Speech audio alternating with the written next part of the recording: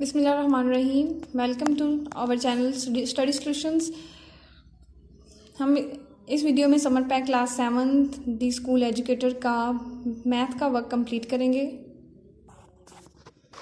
Math का काम शुरू हो रहा है पेज नंबर 32 से एंड उसके बाद activity number on the page number 33 activity number 1 sets.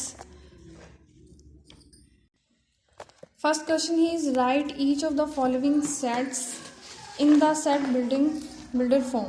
यहाँ पे हमने इनकी बिल्डर फॉर्म के अंदर हमने इसको अरेंज करना है। सेकंड क्वेश्चन है if a is equal to 4 6 8 10 12 b is equal to 8 10 12 14 and c is equal to 12 14 16 and d is equal to 16 and 18। Find करना है a intersection b union d, a intersection into c intersection d, A intersection B into union C।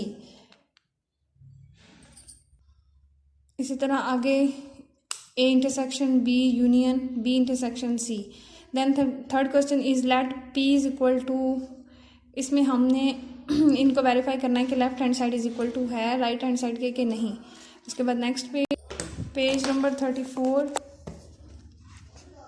हमने according to the Venn diagram को देखने के बाद हमने इसको arrange करना है कि किस तरह ये वेन डायग्राम के अंदर ये पुट हुए हैं।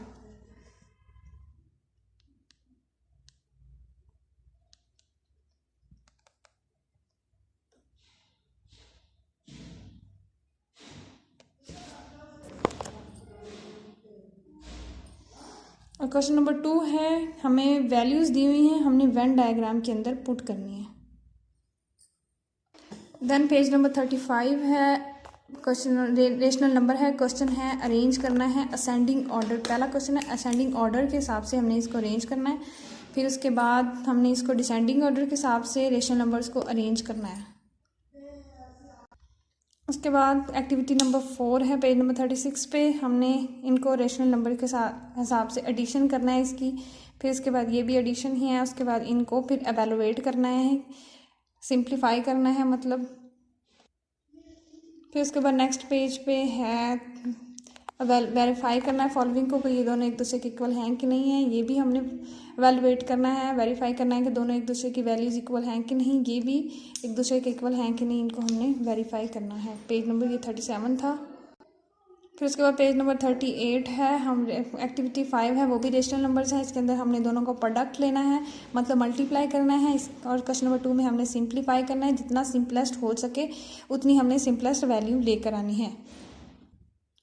फिर उसके बाद एक्टिविटी नंबर 6 है पेज नंबर 39 है, जहाँ पे हमने एक्सप्रेस करना है फ्रैक्शंस को डेसिमल्स के अंदर, पॉइंट्स के अंदर हमने वैल्यू को पुट करना है। यहाँ पे हमने आइडेंटिफाई करना है कि ये वैल्यू जो दी हुई हैं ये टर्मिनेटिंग है या नॉन टर्मिनेटिंग है। Then page number 40 activity number 7 ये डेसिमल्स हैं, हमने राउंड ऑफ करके डेसिमल्स को पुट करना है। ये होल नंबर्स के हिसाब से होल नंबर में हमेशा सिर्फ पहला वाला चेंज होता है। अगर 4 से ज़्यादा सेकंड जो हो पॉइंट के बाद 4 से ज़्यादा पॉइंट का पहला वाला 4 से ज़्यादा हो तो ये पॉइंट से पहले वाला एक नंबर बढ़ जाएगा। जैसे 7.8 है तो 8 जो है वो 4 से ज़्यादा है, इस वजह से ये बढ़ के 8 हो गया। इसी तरह 10th में होता है ये पॉइंट से ज़्यादा पॉइंट के बाद अगर दूसरे वाला डिजिट जो है वो 4 से ज़्यादा हो तो ये लेकिन इसमें ज़्यादा नहीं था, इस वजह से ये 6.0 ही रहा। इसी तरह ये सारे हमने करने हैं। और 100th में हमने 1 2 3 वाले को देखने के बाद हमने सेकंड वाली वैल्यू चेंज करनी, मतलब 3/3 और 4th वाली वैल्यू देख के हमने ये 3 वाली 100 वाली वैल्यू चेंज करनी, क्योंकि 5 4 से ज़्यादा इस वजह से ये 10 हो गया। 10 होने की वजह से ये 4 हो गया और 0 40 हो गया यहाँ पे। और इसके बाद 1000 की बात करें तो 1000 में ये होता है कि 1 2 3rd वाली वैल्यू को हमने देखना है, 3rd वाली वैल्यू चेंज करनी है 4 वाली वैल्यू को देख के। 2 है तो वो 5 से ज़्यादा नहीं है, इस वजह से 4 से ज़्यादा नहीं है, इस वजह से ये 8 का 8 ही रहेगा। और इसके बाद एक्टिविटी नंबर 8 है एक्सपोनेंट है। हमने पहले क्वेश्चन के अंदर सिंप्लीफाई करना है, सेकंड के अंदर हमने एवेलुएट करना है। फिर उसके बाद फिर थर्ड क्वेश्चन फिर हमने इसको सिंप्लीफाई करना है, सिंप्लीफाई जितना हो सके।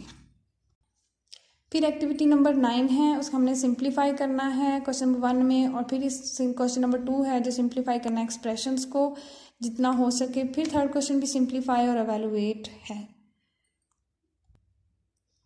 फिर उसके बाद पेज नंबर 43 है, एक्टिविटी नंबर 10 है, एक्सपोनेंट है एक्टिविटी का नाम, और इसमें पहले क्वेश्चन में हमने सिंप्लीफाई करना है। फिर उसके बाद सेकंड में हमने फाइंड आउट करना है वैल्यू कि अगर x की वैल्यू 10 है तो ये जो वैल्यू दी हुई है इसके अंदर 10 की वैल्यू पुट करके जो आंसर आएगा वो हमने लिखना है यहाँ पे। फिर उसके बाद थर्ड क्वेश्चन है, हमने अगर p की वैल्यू 2 है, q की वैल्यू -3 और r की वैल्यू 5 है तो इस एक्सप्रेशन में हमने पुट करके हमने वैल्यू निकालनी है। आंसर आएगा 11।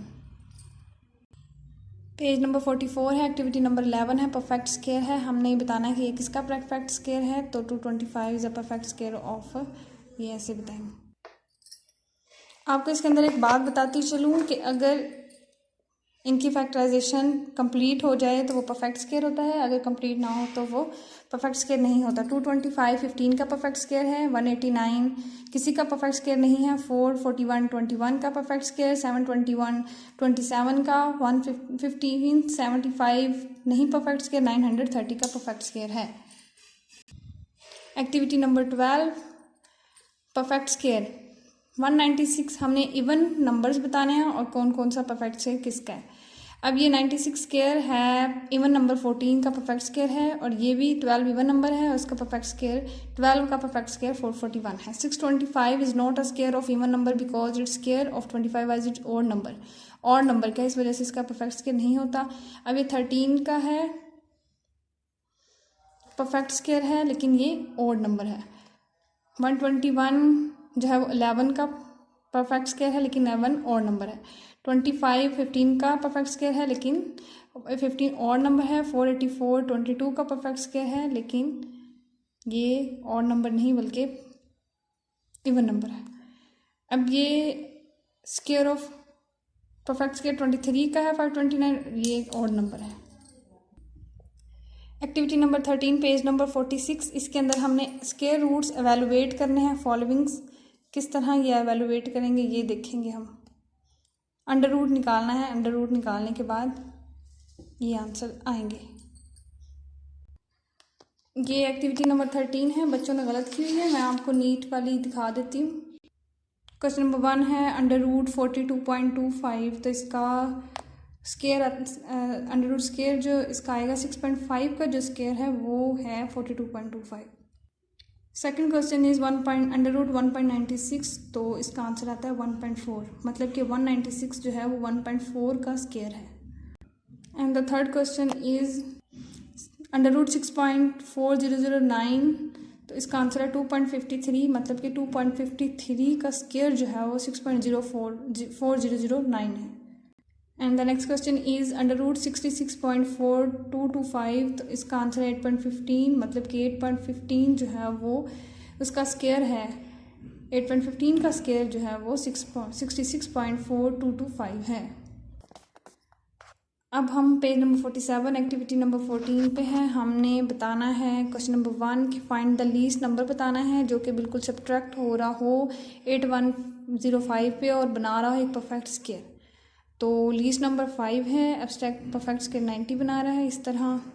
सेकंड क्वेश्चन है find the least number find करना है और जो कि ऐड हो 3064 के बाद और फिर इसका परफेक्ट स्क्वायर है 554, तो परफेक्ट स्क्वायर 554 है और लीस्ट नंबर है 61। फिर उसके बाद थर्ड क्वेश्चन है find the least number of 4 digits which is perfect square, also find the square root of the number obtain. तो लीस्ट नंबर 4 डिजिट्स है वो 1156 और इसका परफेक्ट स्क्वायर है 34। तो जी यहाँ पे हमारी मैथ्स की एक्टिविटी कंप्लीट हुई। नेक्स्ट लेक्चर तक के लिए इजाज़त दीजिए। अल्लाह हाफिज़।